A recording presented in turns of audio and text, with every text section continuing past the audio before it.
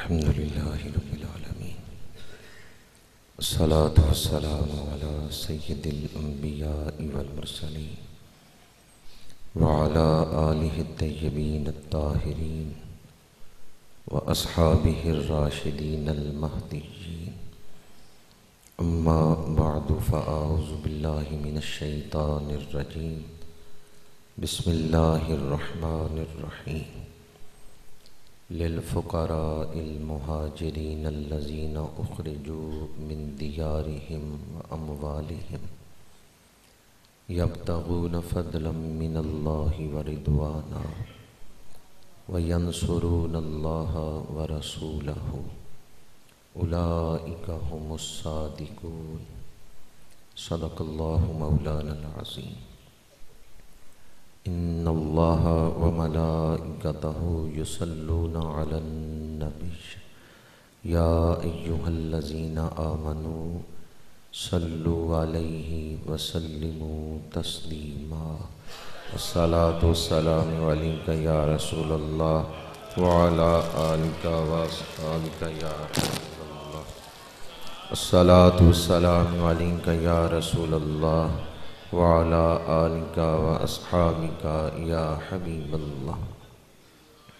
برادران اسلام، اللہ کریم کا فضل و احسان ہے جس نے ہمیں جمعۃ المبارک کی برکتوں سے، رحمتوں سے، سعادتوں سے مستفید ہونے کا یہ موقع عطا فرمایا ہے۔ دعا ہے کہ خالق کائنات آج کے دن نازل ہونے والی رحمتیں ہم سب کو عطا فرمائے۔ خطبہ کے دوران میں نے 28واں پارہ سورہ حشر آیت نمبر 8 تلاوت کرنے کا شرف حاصل کیا ہے۔ چند گھڑیاں اس آیت مبارکہ کی روشنی میں گفتگو کروں گا۔ دعا ہے کہ خالق کائنات ہم سب کو قرآن پاک سمجھنے اور اس کو اپنانے کی توفیق عطا فرمائے۔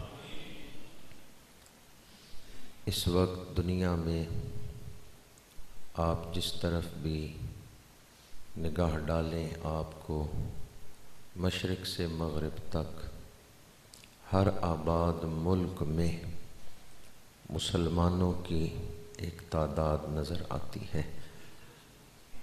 60 سے زیادہ اسلامی ملک ہیں، اور جو اسلامی ملک نہیں ہیں وہاں بھی مسلمان آباد ہیں۔ امریکہ ہو، برطانیہ ہو، یورپ ہو، چائنا ہو، بر صغیر ہو، پوری دنیا کے اندر مسلمان آباد ہیں۔ اسلام کو ماننے والے پوری دنیا میں پھیل چکے ہیں۔ ایک وقت تھا کہ اسلام صرف مکہ شہر میں تھا، آج پوری دنیا میں میرے آقا کریم کا ذکر پاک ہو رہا ہے۔ دنیا میں اسلام جو پھیلا اس کے اسباب کیا ہیں؟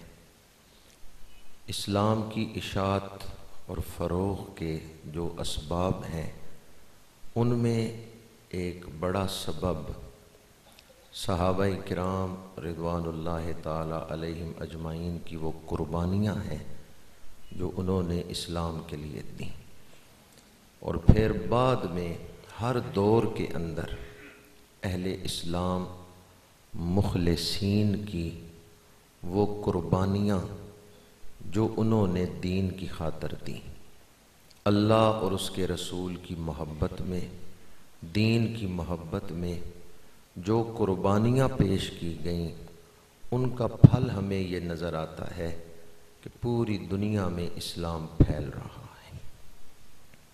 خطبہ کے دوران میں نے جو آیت مبارکہ تلاوت کی ہے اس میں اللہ کریم نے صحابہ کرام کی انہی قربانیوں کا ذکر کیا ہے۔ للفقراء المہاجرین الذین اخرجوا من دیارہم واموالہم۔ شاید نوجوان نسل یہ سمجھتی ہو کہ بغیر کسی محنت کے، بغیر کسی تگ و دو کے، بغیر کسی قربانی کے دین پھیل گیا۔ اگر آپ قرآن پاک پڑھیں گے تو قرآن آپ کو حقیقت کی دنیا میں لے آئے گا اور آپ حقیقت کو دیکھنے لگ جائیں گے۔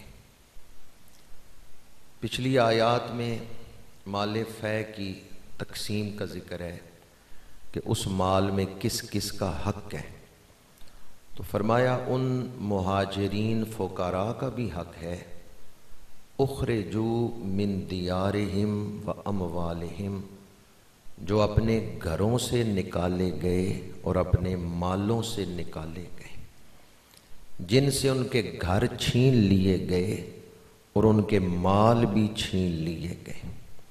کیوں چھین لیے گئے؟ یبتغون فضلا من اللہ ورضوانا، یہ صحابہ کرام اللہ کی رضا چاہتے تھے، آخرت میں اس کا قرب چاہتے تھے، وَيَنْصُرُونَ اللَّهَ وَرَسُولَهُ، اور یہ اللہ اور اس کے رسول کی مدد کر رہے۔ لفظی ترجمہ يَنْصُرُونَ اللَّهَ وَرَسُولَهُ، وہ اللہ اور اس کے رسول کی مدد کر رہے۔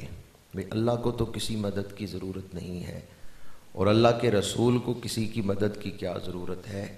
یہاں اس سے مراد ہے دین کی مدد، اللہ کے دین کی مدد۔ اسے ہی نصرت رسول کہا گیا ہے، جو نصرت دین ہے۔ فرمایا صحابہ کرام کو کیوں گھروں سے نکالا گیا اور کیوں مال چھین لیے گئے؟ اللہ کے دین کی مدد کرنے کی وجہ سے۔ اللہ آپ لوگوں کو اپنے گھروں میں آباد رکھے۔ ذرا ایک لمحے کے لیے سوچیں تو صحیح، جن گھروں میں آپ آباد ہیں اور جو کام آپ چلا رہے ہیں، جن سے اپنی اولاد کا رزق کما رہے ہیں، اللہ نہ کرے ایسا ہو، صرف سمجھانے کے لیے مثال دے رہا ہوں، اگر ان گھروں سے ہمیں نکال دیا جائے اور یہ ذرائع روزگار بھی ہم سے چھین لیے جائیں، اور سبب یہ ہو کہ ہم دین کے ساتھ مخلص ہیں، تو جب گھر بھی چھین لیے گئے، ذرائع روزگار بھی چھین لیے گئے، وہ کیسے لوگ تھے جو پھر بھی حضور سے وفا کر رہے ہیں۔ ہم جب تصور کرتے ہیں کہ ہمیں ان گھروں سے نکال دیا جائے، ہمارے گھروں پہ قبضہ ہو گیا، رہنے کے لیے چھت کوئی نہیں اب، اور جو ہمارے روزگار ہیں ان پر بھی قبضہ ہو گیا، اس وقت انسان کی پریشانی کا کیا عالم ہے؟ اگر اپنے اوپر اس کو قیاس کریں، تصور کریں، تو پتہ چلتا ہے صحابہ نے کتنی بڑی قربانی دی ہے تو دین ہم تک پہنچا ہے۔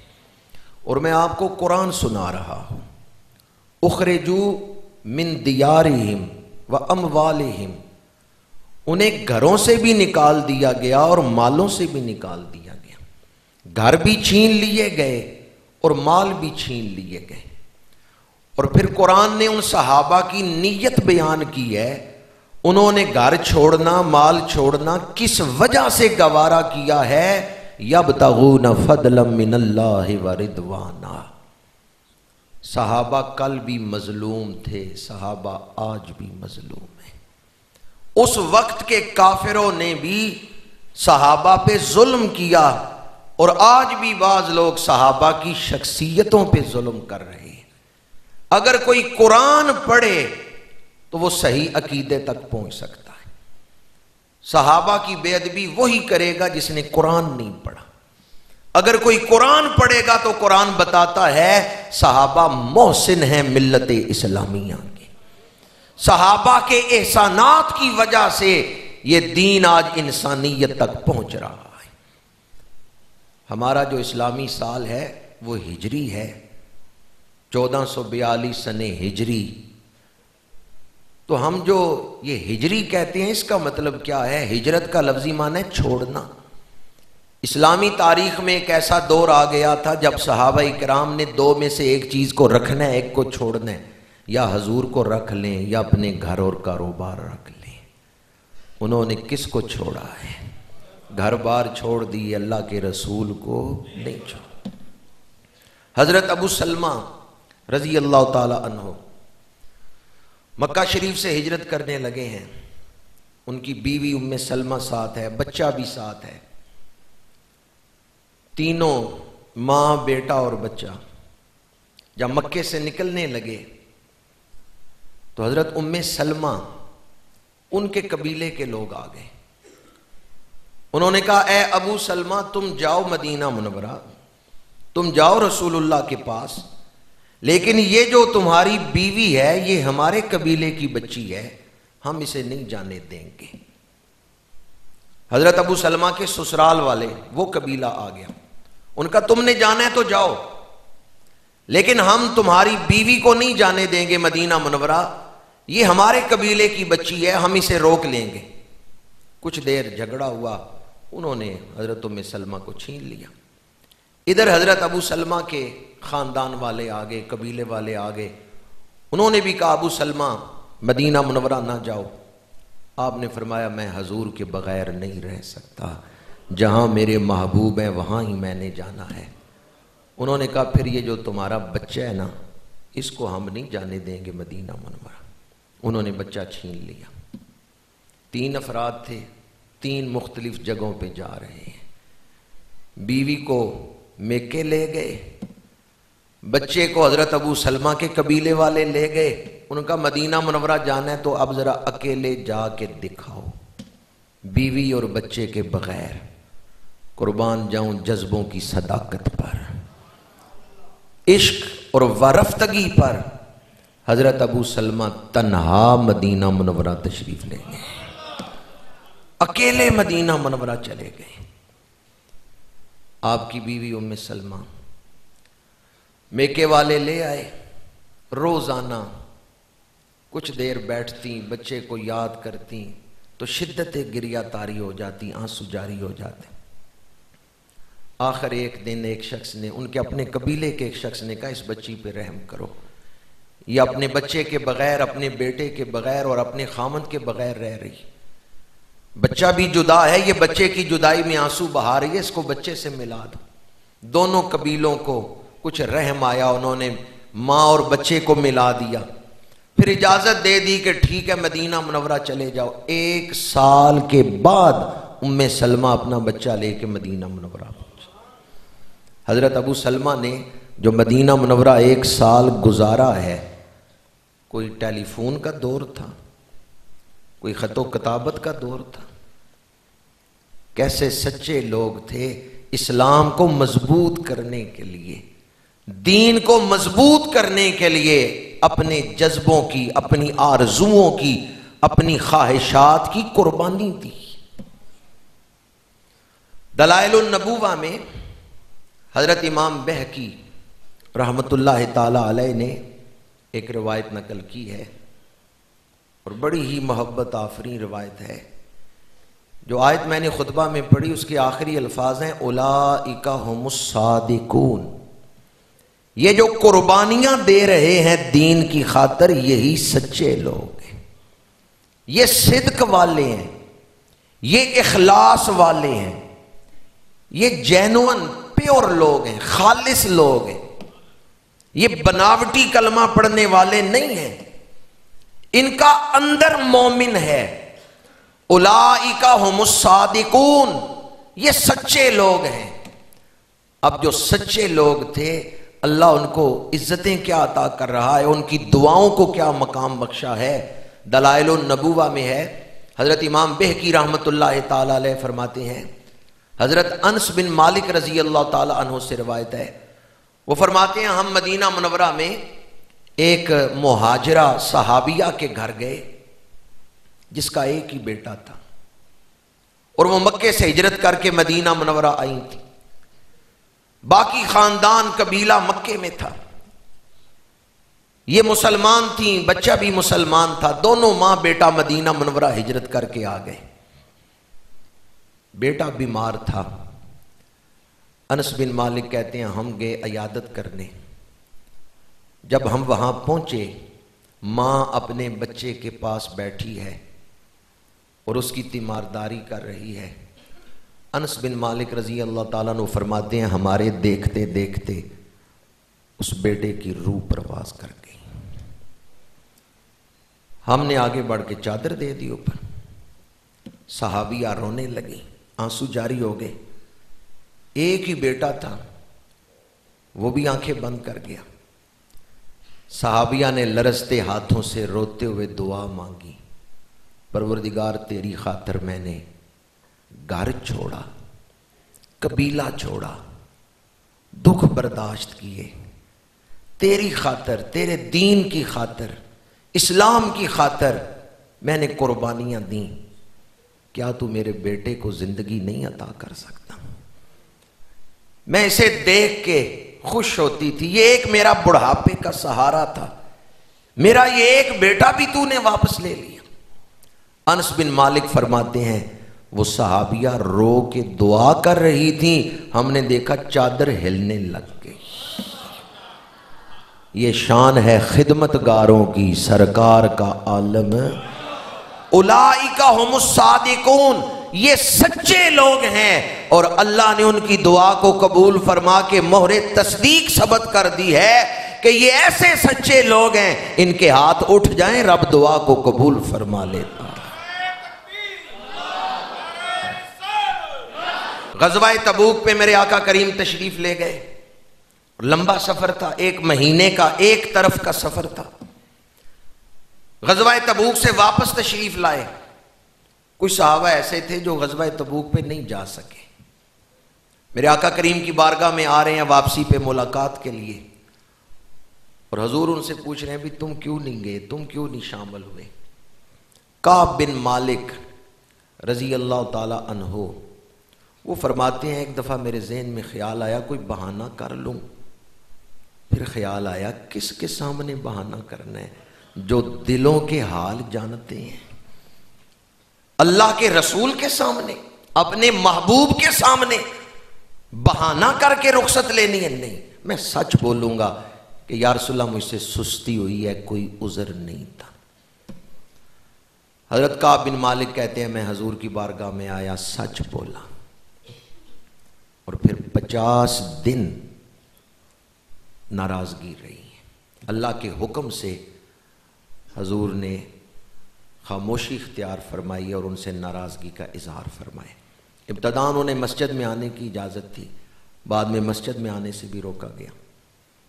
انہیں ایک بادشاہ نے، غسان کے بادشاہ نے، شاہ غسان نے خط لکھا، کعب بن مالک تیرے جیسا صلاحیت والا، استعداد والا آدمی آج مدینہ منورہ میں ایسے زندگی گزار رہا ہے کہ اس سے قطع تعلقی کر دی گئی ہے۔ کعب بن مالک میرے شہر آ جا، میں تجھے مال بھی دوں گا، قرب بھی دوں گا، وزارت بھی دوں گا۔ وہ ساری پیشکشیں لکھ کے خط بھیجا۔ سرے بازار گزرتے ہوئے قاصد نے آ کے حضرت کعب بن مالک کو خط دیا، آپ نے کھولا، پڑھا اور پھاڑ دیا، اور قاصد سے کہا جاؤ جا کے شاہ غسان سے کہہ دو تیرے مہر نالوں اودا کہر چنگا، میں نے حضور کا دروازہ نہیں چھوڑنا، رہوں گا حضور کے دروازے پہ ہی، مروں گا حضور کے دروازے پہ ہی، میری سانسیں جب تک چل رہی ہیں میں دروازہ رسول کو نہیں چھوڑ سکتا۔ قرآن کہتا ہے اولئک ھم الصادقون، یہی لوگ ہیں جو سچے لوگ ہیں۔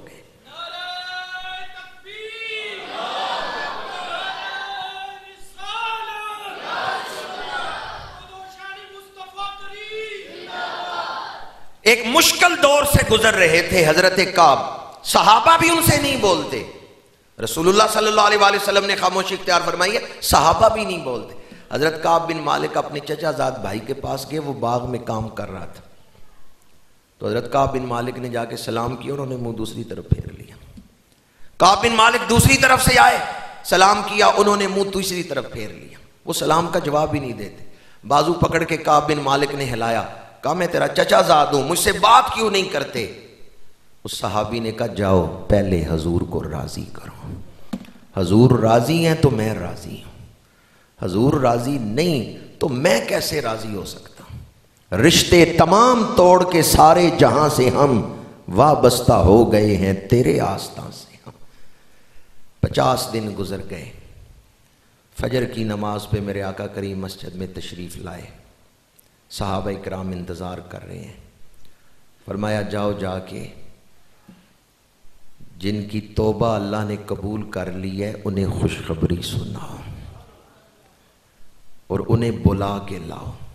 کعب مکان کی چھت پہ تھے، فرماتے ہیں جب مجھے گلی میں سے صحابی نے آواز دی کہ کعب آؤ اللہ کے رسول تمہیں بلا رہے ہیں، تمہاری توبہ اللہ نے قبول کر لی ہے، تو کعب فرماتے ہیں مجھے سیڑھیوں کی طرف جانا مشکل نظر آیا، میرا دل کرتا تھا چھت سے ہی گلی میں چھلانگ لگا دوں اور دوڑ کے حضور کی بارگاہ میں پہنچ جاؤں، حضور نے مجھے بلایا ہے۔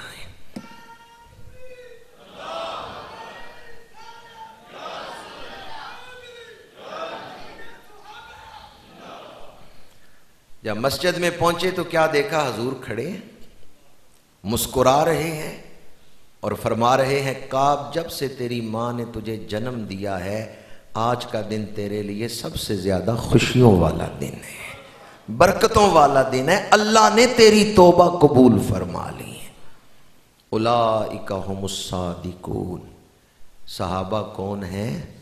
سچے لوگ۔ قرآن گواہی دے رہا ہے ان کے اخلاص کی، ان کے صدق کی، قرآن گواہی دے رہا ہے۔ حضرت سعد رضی اللہ تعالی عنہ حضور کی بارگاہ میں حاضر ہیں۔ یا رسول اللہ صلی اللہ علیہ وسلم کالا ہونا عیب ہے؟ فرمایا نہیں۔ فرمایا عرض کیا یا رسول اللہ کالے لوگ جنت میں جائیں گے؟ فرمایا جائیں گے، وہاں فیصلہ تیرے ایمان اور عمل پہ ہوگا، رنگ کی وجہ سے تو نہیں روکا جائے گا، کالے لوگ بھی جنت میں جائیں گے۔ سعد عرض کرتے ہیں یا رسول اللہ کالا رنگ اگر عیب نہیں ہے تو پھر لوگ مجھے رشتہ کیوں نہیں دیتے؟ میرا رنگ کالا ہے تو لوگ کہتے ہیں تجھے بیٹی کا رشتہ نہیں دینا۔ میرے آقا کریم مسکرائے۔ حضرت سعد نے اپنی عرضی کیسے حضور کے سامنے پیش کی ہے؟ مانگنے کی جاچ بھی کسی کسی کو ہوتی ہے۔ میرے آقا کریم آپ نے فرمایا سعد جاؤ عمر بن واب ثقفی سے کہو اس کی بیٹی کا رشتہ میں نے تیرے ساتھ طے کر دیا ہے۔ عمر بن واب ثقفی۔ حضرت سعد آئے، حضرت عمر بن واب ثقفی کے گھر دروازے پہ دستک دی، وہ باہر تشریف لائے، ملاقات ہوئی، حضور کا پیغام دیا۔ عمر بن واب ثقفی نے اس وقت سوچا سعد تم غریب ہو اور رنگ بھی کالا ہے، میں امیر ہوں اور میری بیٹی بھی ماہ پارا ہے، تم اپنی طرف سے ہی بات بنا کے آ گئے ہو کہ رشتہ طے ہو گیا ہے، جاؤ میرے دروازے سے ہٹ جاؤ۔ باپ تھے، دروازے سے ہٹا دیا جناب سعد کو۔ اندر گئے تو بیٹی نے پوچھا ابا جان دروازے پہ کس سے جھگڑ رہے تھے؟ کون آیا تھا جس سے جھگڑا کر رہے تھے؟ فرمایا سعد آیا تھا اور یہ کہہ رہا تھا کہ اللہ کے رسول نے تمہارا رشتہ اس کے ساتھ طے کر دیا۔ تو بیٹی نے کہا پھر آپ نے جواب کیا دیا ہے؟ کہا میں نے اسے واپس بھیج دیا، کہا تو خود ہی بات بنا کے آ گیا۔ قربان جاؤں صحابیہ کی سوچ میں۔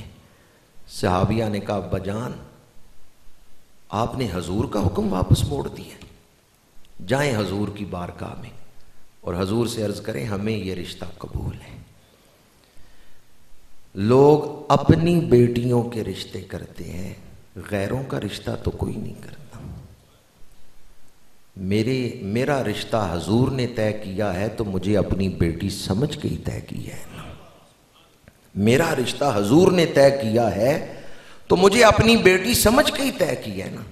میں کتنی خوش نصیب ہوں، حشر کے میدان میں کوئی کہے گی میرا رشتہ میرے باپ نے طے کیا، کوئی کہے گی میرا رشتہ میرے چچا نے طے کیا، کوئی کہے گی میرا رشتہ میرے ماموں نے طے کیا، میں کہوں گی میرا رشتہ اللہ کے رسول نے طے کیا، اللہ کے محبوب نے طے کیا تھا۔ میرے لیے تو یہ بڑی سعادت کی بات ہے۔ ابا جان جائیں حضور کی بارگاہ میں۔ اب بیٹی کے کہنے پر باپ آ گیا حضور کی بارگاہ میں۔ میرے آقا کریم نے فرمایا عمر بن وہاب تو نے میرے قاصد کو واپس موڑ دیا، یا رسول اللہ میں اسی لیے حاضر ہوا ہوں، کیا آپ نے سعد کو بھیجا ہے؟ فرمایا ہاں میں نے ہی سعد کو بھیجا ہے۔ یا رسول اللہ پھر ہمارے لیے یہ سعادت ہے، ہمیں یہ رشتہ قبول ہے۔ میرے آقا کریم صلی اللہ علیہ وآلہ وسلم نے جناب سعد کو بلایا، سعد تیرے پاس حق مہر دینے کے لیے کیا کچھ ہے؟ یا رسول اللہ میرے پاس تو کچھ بھی نہیں۔ آپ نے فرمایا جاؤ عثمان غنی کے پاس، چند اور صحابہ کے نام بھی لیے، 2 اور صحابہ کے نام بھی لیے، ان سے کو 200 درہم تمہیں دیں۔ حضرت سعد ان تینوں کے پاس گئے، ان تینوں نے 200 درہم دیے، 600 درہم ہو گئے۔ حضرت سعد نے ان میں سے حق مہر بھی دینا ہے اور شادی کا سامان بھی خرید رہے ہیں، شادی کی ضروریات کی چیزیں بھی خرید رہے ہیں۔ بازار میں گئے، کپڑا دیکھ رہے ہیں کہ ایک منادی نے ندا دی، کہاں ہیں اللہ سے محبت کرنے والے؟ اللہ کا رسول جہاد پہ جا رہا ہے۔ حضرت سعد نے سوچا شادی کا سامان بعد میں خرید لوں گا، پہلے تو میں حضور کے ساتھ جہاد پہ جاؤں گا۔ گھوڑا خریدا، تلوار خریدی، مجاہدین میں شامل ہو گئے۔ علامہ ابن اسیر نے اس کو بیان کیا،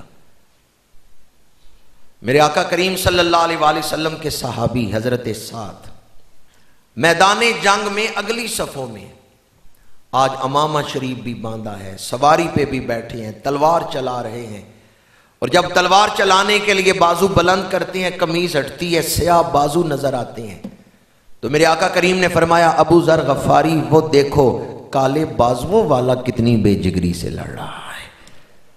حضرت ابو ذر غفاری روایت کرتے ہیں، فرماتے ہیں میں حضور کے پاس کھڑا تھا، حضرت سعد کی طرف اشارہ کر کے میرے آقا کریم فرماتے ہیں ابو ذر دیکھو وہ سعد کتنی بہادری سے لڑ رہا ہے۔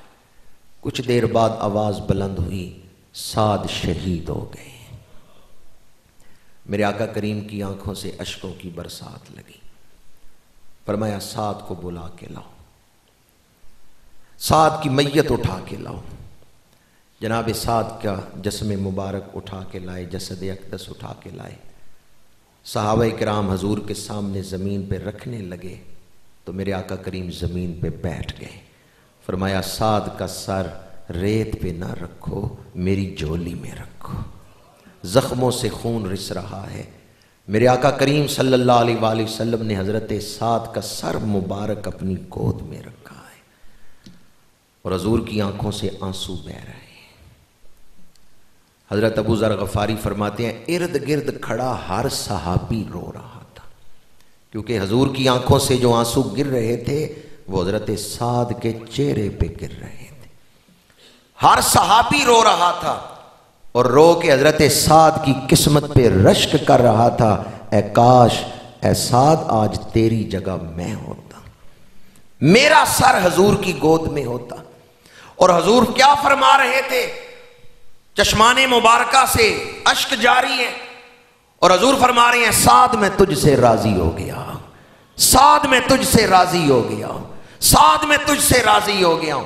ارد گرد کھڑا ہر صحابی روتے ہوئے یہی کہہ رہا ہے سعد مبارک ہو، تو جنت کی سند لے کے دنیا سے گیا ہے، اللہ کے رسول کے قرب کی سند، اللہ اور اس کے رسول کی رضا کی سند لے کے دنیا سے گیا ہے۔ اے کاش آج سعد کی جگہ میں ہوتا، سعد کی جگہ میں شہید ہوتا، میرا سر حضور کی گود میں رکھا جاتا۔ روتے ہوئے میرے آقا کریم مسکرائے اور مسکرا کے آپ نے رخ انور پھیرا۔ جب حضور نے رخ انور پھیرا اور مسکرا رہے ہیں تو حضرت ابو ذر غفاری عرض کرتے ہیں یا رسول اللہ صلی اللہ علیہ وسلم ابھی تو آپ کی آنکھوں میں آنسو ہیں اور ابھی آپ کے چہرے پہ تبسم آ گیا، ہونٹوں پہ تبسم آ گیا، اس میں راز کیا ہے؟ فرمایا میں تو سعد کے دکھ دیکھ کے رو رہا تھا، سعد کے آنسو دیکھ کے، سعد کے زخم دیکھ کے رو رہا تھا۔ میرے رب نے فرمایا محبوب سعد کے دکھ تو دیکھے ہیں، اب ذرا سعد کا مقام بھی دیکھ لو۔ میں نے دیکھا سعد کے لیے جنت کے دروازے کھولے جا رہے ہیں، سعد کا استقبال ہو رہا ہے۔ فرمایا میں سعد کے اس مقام کو دیکھ کے مسکرایا۔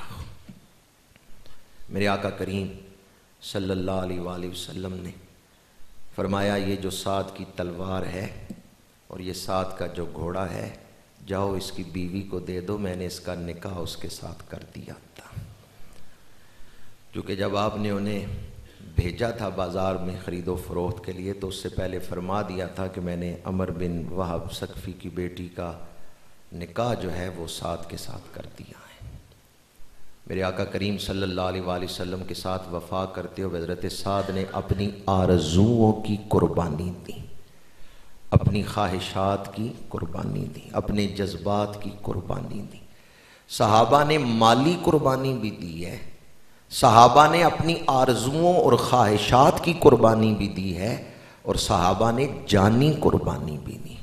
مختلف قسم کی قربانیاں صحابہ نے دی ہیں تو اللہ کا دین ہم تک پہنچا ہے۔ قرآن کہتا ہے ینصرون اللہ ورسولہ، وہ جو قربانیاں دے رہے تھے وہ اللہ اور اس کے رسول کی مدد کر رہے تھے۔ اور یہ بات پہلے میں عرض کر چکا ہوں کہ اللہ تو مدد کا محتاج نہیں ہے، اللہ کے دین کی وہ مدد کر رہے تھے تو گویا وہ اللہ کی مدد کر رہے ہیں۔ اس آیت میں جو رسول کی مدد کا ذکر ہے وہ بھی دین کی مدد ہے۔ جو دین کی مدد کرتا ہے نصرت رسول کر رہا ہے۔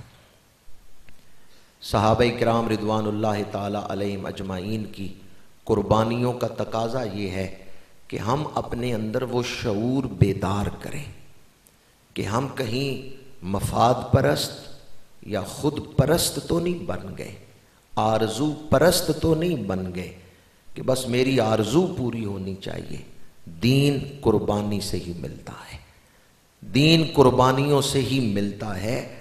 آرزو پرست، مفاد پرست یا خود پرست لوگ اللہ کے قرب کے لائق نہیں۔ والذین جاہدوا فینا لنہدینہم سبلنا، فرمایا وہ لوگ جو ہمارے راستے میں مجاہدہ کرتے ہیں، کوشش پوری کرتے ہیں، ان کے لیے ہم اپنے راستے کھول دیتے ہیں۔ آپ جس مقام پہ ہیں، دنیا کی یہ زندگی، یہ تو آپ اکثر سنتے ہیں کہ آزمائش ہے، آزمائش ہے، پر یہ آزمائش کس چیز کی ہے؟ اسی شے کی آزمائش ہے کہ انسان قربانی دیتا ہے یا نہیں دیتا، وہ وقتی کامیابی کو دیکھتا ہے یا اخروی لازوال کامیابی کو۔ دنیا کی لذتیں وقتی، دنیا کی کامیابی وقتی، آخرت کی لذتیں بھی دائمی ہیں، آخرت کی کامیابی بھی دائمی ہے۔ آپ مقام قربانی پہ ہیں، آپ جس جہان میں زندگی گزار رہے ہیں، یہاں نیند کی قربانی دیں گے تو تہجد نصیب ہوگی، یہاں بستر سے اٹھیں گے تو فجر نصیب ہوگی، یہاں مال خرچیں گے تو پھر ہی آپ دین پر عمل کر سکتے ہیں، زکوٰۃ دے سکتے ہیں، صدقہ و خیرات اگر مال خرچیں گے۔ لیکن اگر قربانی کا جذبہ نہ ہو تو آپ امتحان میں، آزمائش میں سرخرو نہیں ہو سکتے۔ جس دور میں ہم زندگی گزار رہے ہیں، اس دور میں انسان کی کمزوریوں کو سامنے رکھتے ہوئے خواہشات کا غلام بنایا جا رہا ہے۔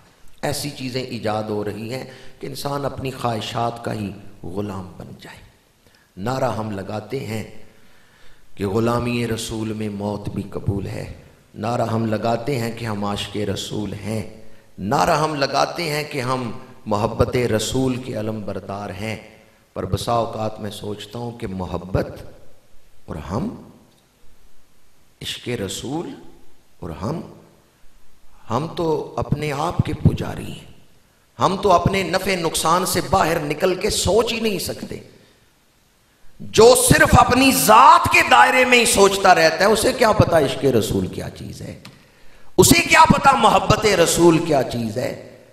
ہم اپنی ذات کے دائرے میں ہی 70-80 سال زندگی گزار کے دنیا سے چلے جاتے ہیں، اور اپنی ذات سے اٹھ کے بلند ہو کے سوچنے کا تو ہمارے اندر حوصلہ ہی نہیں۔ صحابہ کرام وہ بلند مرتبہ ہستیاں ہیں جنہوں نے اللہ کے رسول سے محبت کی ہے، اور وہ نقوش پا چھوڑے ہیں کہ اگر امت ان نقوش پا تک پہنچ جائے تو یہی امت کی معراج ہے۔ فَإِنْ آمَنُوا بِمِثْلِ مَا آمَنْتُمْ بِهِ فَقَدْ اهْتَدَوْا۔ میں نے آج آپ کے سامنے جس موضوع پر گفتگو کی ہے، صحابہ کرام سے کتنے مواقع پر یہ تقاضا ہوا، حضور کو چھوڑ دو یہ نفع ملے گا، دین کو چھوڑ دو یہ نفع ملے گا۔ انہوں نے کہا ہم سارے نفع چھوڑ سکتے ہیں، حضور کو نہیں چھوڑ سکتے۔ ہم دنیا کی ساری کامیابیاں چھوڑ سکتے ہیں، حضور کو نہیں چھوڑ سکتے۔ جنہوں نے حضور سے ایسی وابستگی اختیار کی، اللہ نے انہیں دو جہانوں کی کامیابیاں عطا فرما دی۔ اور ہمیں تو درود شریف پڑھنے کے لیے وقت نہیں ملتا۔ اقبال کہتے ہیں اسر ماں مارا زما بیگانہ کرت، از جمال مصطفیٰ بیگانہ کرت۔ اگر واقعتا نہیں ہم محبت کرنے والے ہیں تو کیا اپنے محبوب کے لیے وقت نہیں نکال سکتے؟ کیا واقعتا نہیں ہم محبت کرنے والے ہیں تو اللہ کے رسول کے دین کی ہمیں فکر نہیں؟ آج فتنوں کے اس دور میں اپنی اولادوں کی فکر کریں، اپنے معاشرے کی فکر کریں۔ ایک صوفی درویش نے بڑی خوبصورت بات کی، اس نے کہا ہم مسجدیں بناتے ہیں، ہم معاشرہ نہیں بناتے۔ ہم مسجدیں بناتے ہیں کہ اللہ کی عبادت کی جائے، ہم معاشرہ نہیں بناتے کہ اللہ کی بندگی کی جائے۔ مسجد میں کچھ دیر عبادت تو کرتے ہیں، معاشرے میں بندگی نہیں ہے۔ جتنا شوق ہمیں مسجدیں بنانے کا ہے یہ بھی اپنی جگہ اہمیت رکھتی ہیں، لیکن اس کے ساتھ اگر آدھا وقت بھی ہم معاشرہ بنانے پر دیں، گھر میں دینی ماحول بنانے پر دیں، مسجد باہر تو بنی ہے، اندر بھی مسجد بننی چاہیے، دل میں بھی پاکیزگی آنی چاہیے۔ اللہ تعالی ہمیں احساس ذمہ داری عطا فرمائے اور حضور کی خاطر قربانی کا جذبہ عطا فرمائے۔ اللہ تعالی ہمیں وہ ہمت وہ حوصلہ عطا فرمائے کہ ہم اللہ کے رسول کی خاطر قربانی دینے کا جذبہ اپنے اندر پیدا کر سکیں۔ اللہ تعالیٰ عمل کی توفیق عطا فرمائے۔ صحابہ سچے لوگ ہیں، اللہ ہمیں ان سچوں کے نقش قدم پر چلنے کی توفیق عطا فرمائے۔ وما علینا الا البلاغ۔